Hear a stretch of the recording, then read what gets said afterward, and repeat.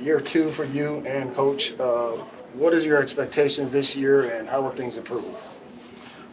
Just to get better, really. You know, from day one, I've just said I wanted to see improvement.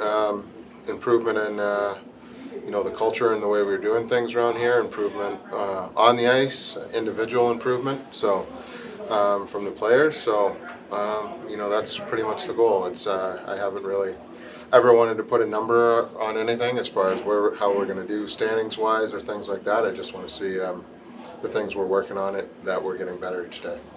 Mike, it's only been day one, but considering all the new faces that's here now in this team, do you think that the chemistry and this team's ability to gel will come sooner or later during the season? I mean, you hope it comes sooner. This year we got a full training camp. Last year with the trip to Europe, it was cut short a little bit. We had to speed it up, but we're hoping. We had a lot of guys in here early in the captain skates. Guys were excited to get here, so hopefully that'll help. But you never know. Sometimes when you play with players, it clicks right away. Other times it takes a little bit of time. So hopefully we want it to happen quickly, but it's not something you can kind of force. A lot can change for a player, a couple months of the summer training, that sort of thing. Just anybody stand out to you, just like looks different out there, be it performing on the ice or has gotten stronger or has gotten slimmer, just in general, general impressions of everybody? No, I think a lot of guys had good summers, to be honest. I think Barbie looks good. He put a lot of time in. I think Quinny asked him to work on a few things this summer, and he looks stronger and quicker out there. Nicky Knizhov, I think, looks more confident. Having all the injuries he's had over the last couple of years, I think him having a full summer of training has helped him. He looks good, and then we'll also add Nikki Okdiuk in there, we didn't get to see at the end of the year through injury, but it's good to see him skating the way he was skating today. He looks healthy and confident as well. So a lot of guys had good summers, and those are a few that kind of jumped a little bit today. Mike, I know you said you don't want to put a number on sort of win-loss total, but what does success look like for you this year? What does progress look like as you go from year one to year two here? It's similar to what I said. It's players getting better, us playing better as a team consistently throughout the year. I know it's something Quinny and the staff has addressed being better defensively and things like that. We had a lot of defensive breakdowns that cost us games last year, so being better defensively. But just getting better. It's when I was playing, everyone it was kind of said that the league wasn't a developmental league, but now it's kind of shifted, so we have to hopefully see guys improve and develop a little bit at the NHL level, and for us that's a win, and hopefully by doing that we'll get a few wins along the way. So, Mike, this time last year, it was a lot of celebration for the historic moment for you. How does it feel now that a year's gone by? Do you feel like it's easier now to do your general managing? It's not easier. No. I think I'm still learning, and I'm fortunate enough to have a great group of people around me helping me and kind of navigate my way through. But your first year is definitely a little bit of a whirlwind and a lot of things thrown at you. So second year, I guess there's a little bit more comfort of knowing, I guess, what the job entails and what you're getting into. But it's still a challenging task, not only for me, but for my staff as a whole. For a lot of the guys that you brought in, guys like Granlund and Hoffman, there's a lot of focus on their offensive numbers and that sort of thing. But I wonder about these newcomers, the importance of them in the locker room and their professionalism, and what that's going to mean potentially for younger players like William or Thomas Bordeleau to be a part of that, to watch them. Yeah, it's really important for young players to have people they can look up to. Then I guess you kind of call them good pros, right? So they learn how to what to eat, what these guys are eating, what they're doing after practice, what they're doing before practice, what they're doing during practice. Just all the little things that you need to pick up along the way in professional sports to survive and make a living off it, which I know all our young guys want to do. So we're fortunate to have some good people in that we brought in, last year than this year.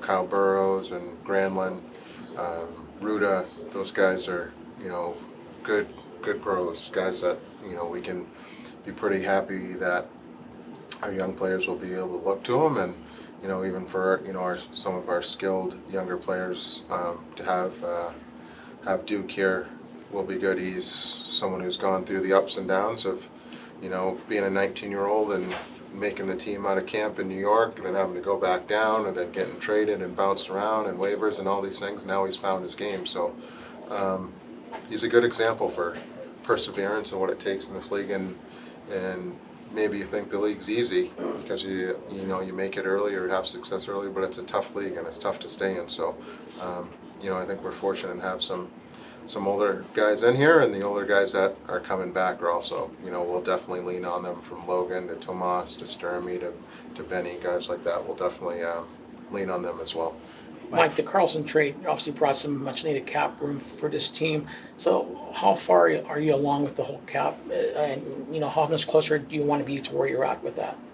Well, right now I think we're, we definitely have some flexibility, and part of the deal was to be able to have the ability to maybe take advantage of a situation if it arises where a team's in cap trouble and they need to, maybe move a player to free up some cap space. Now we can be one of those teams that, that club will reach out to and see if we can help them out, and by doing that maybe we can, get a prospect or a young player or a pick back in return. So it's nice just to have that option available to us. Like, obviously, like you talked before, there's a lot of roster churn, obviously from last season. There's the potential that exists to go into next year with a lot of new faces as well. I mean, does there come a point where maybe you start wanting to sort of re-sign some of these guys, and does it make sense to extend a Duclair or Barabanov when maybe you're in the middle of a plan that is more of a long-term type situation? I mean, how do you kind of look at those UFAs, I guess? Yeah, I mean, we'll look at them all individually, but no, you're right. There's definitely some merit into thinking about extending those guys, and having around here. We'll definitely keep an eye on how they're fit in with the group, and if they're doing the things that we want, culture-wise in here, and being examples like we talked about earlier. It's definitely something that's on the table. As we kind of transition here, like you said, we got a lot of UFAs, and we have some young guys that are kind of knocking on the door, and one of these years these guys will be ready to play, and we'll be a young team, but we're also going to need some vets around them to, like we said, show them the way and show them how things are done, and support them on the ice and off the ice. You don't want to have these young guys come in and all of a sudden we're like, all right, you got to score such a goals for us, you got to be power play one. It's a lot. It's hard enough just to stay in the league and to kind of find your way so we don't want to dump all the responsibility on these kids when they are ready. When do you hope to kind of come out of this, I guess, the rebuild, if you want to use that word? It's tough to kind of put an exact time frame on it. I think our young players will determine a lot of that. I think it's a good experience for them at camp now, for the first time guys like Casper and Luca and Quentin. So once those guys, and from the Gushkins to the Coes to the Bordelos, Mock Madulin, all these guys, and then you look at the Cam Lunds and Bystad and Havlet and Will Smith. There's a lot of young players that we're really excited about, but we don't want to rush them. But when they're ready, I think that's kind of when we'll start looking, hopefully, to turn the page and start pushing this thing forward and becoming a Stanley Cup contender again. Mike, there's a big game here in Santa Clara County in a couple hours. Are you living here now? Are you a 49ers fan, or your brother's over in Miami? You're a Miami fan. You've been recording now. Yeah, I know.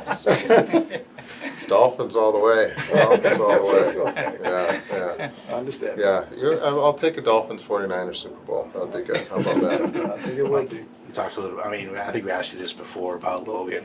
You said how much important he is to sort of the culture of this team. I mean, is that, is it fair to say you want to keep Logan and Tomas around, or are you open if you know, if they come to you or you go to them about potentially moving on, I mean, is that at all a discussion for you? I mean, I think I have a good relationship with both of them, and I love having them around. From their personality to their leadership, to their work ethic, and just the general good people that they are. It's great to have them around. But like I did when I first got the job, you know, I check in with them a lot, and you know, if there ever were to come a time when, you know, they felt like they needed or wanted to go somewhere else, then, you know, it's definitely something I would listen to, and if it made sense for us, then, you know, I would explore it. But you know, as of right now, I'm happy that they're part of our group. Do you get every sense that they're both fully on board with what you're doing? Yeah, it's been good. You know, it's been a good. Like I said, I got a good relationship with them. Logan was here all summer, so you know we talked a bunch, and you know, Tomas, we talked on the phone a couple times, and I think they're all in. I think they enjoy working with Quinny and the coaching staff, and I think they're excited by some of the young players that we have around, and the kind of the prospects of what lies ahead. So, you know, as of right now, I think they're all in a good headspace, and hopefully that continues. Are you optimistic Logan can be ready for the start of the season, or is that still too early to say?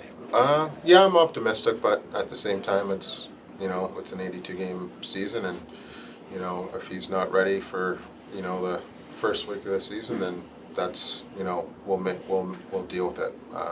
So we won't rush him back. You know, hopefully he's ready, but if he's not, then you know, I think that especially this year, I think we got enough depth to handle it with you know, someone like Granlund having the ability to slide into that role. Do you have enough puck moving in the back end right now, obviously with Eric gone, but just by committee, do you have enough? We'll see. You know, Eric did such a great job for us getting us out of our own end, and you know, I think it's something that we hope we have enough. We'll see. Guys will definitely get the opportunity, and hopefully, you know, sometimes it's easy when you have a guy like Eric on your team. It's just bump it over to him. He'll get us out of the zone. So now there's some responsibility on the other D and the D as a whole to kind of make some plays and try and up their game. But we'll see. I think every team pretty much is looking for puck moving D and guys who can get their team out of their end, and you know, we're no different really. Coach, Mike, for the fans out there that may be disappointed that Burnsley's gone and then now Carlson's gone, what would you say the brand of hockey that you're trying to put together for the fans here in San Jose? Well, it's you know, I've always said I wanted to play a kind of a fast, in your face type of hockey, and that's what we're building. I think it was an exciting brand for the fans last year. We didn't, especially at home, we didn't win enough games at home. But I think for the most part, I think fans probably went home entertained.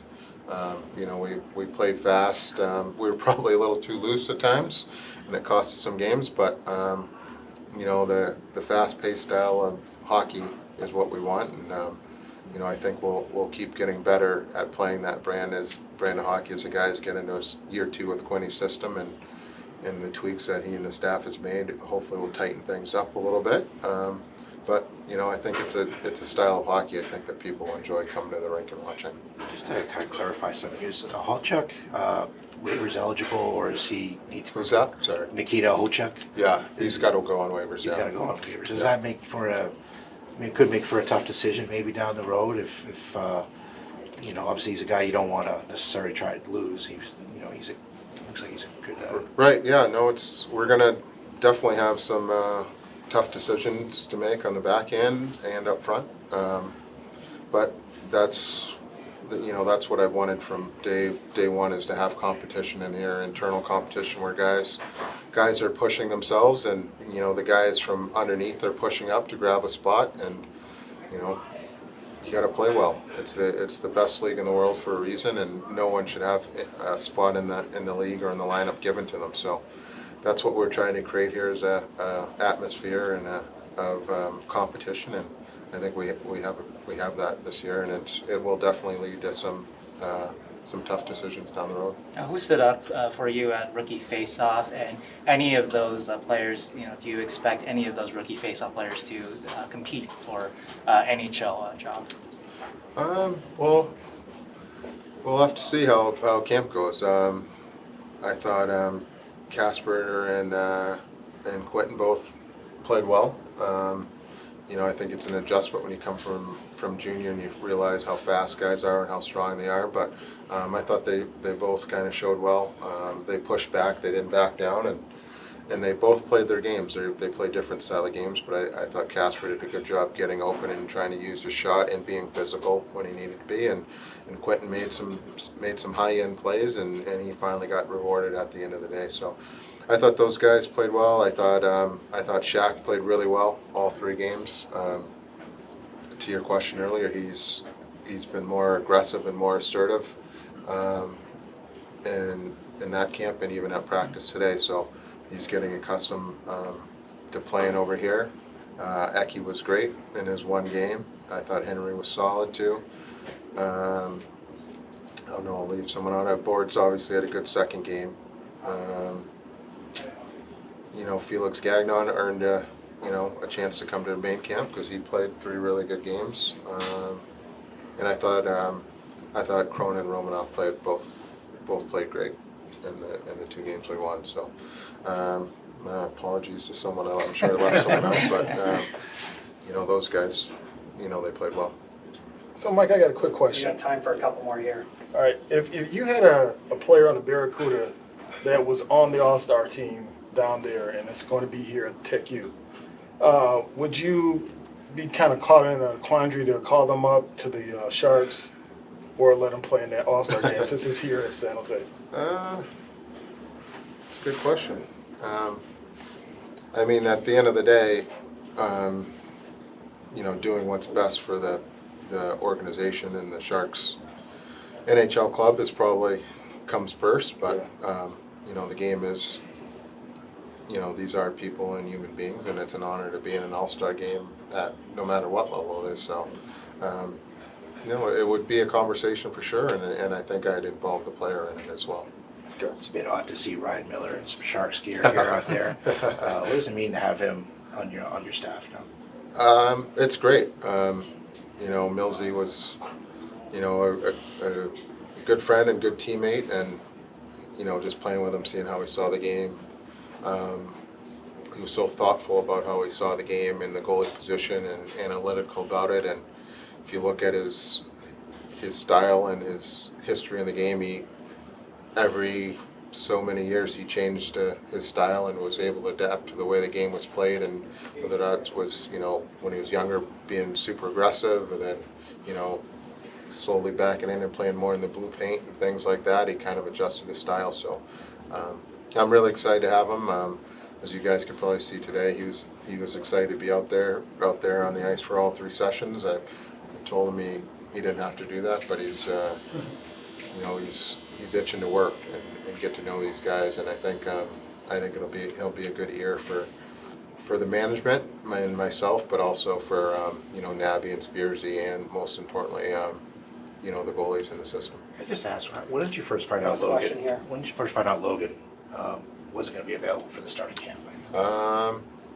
Sometime last week. Oh yeah.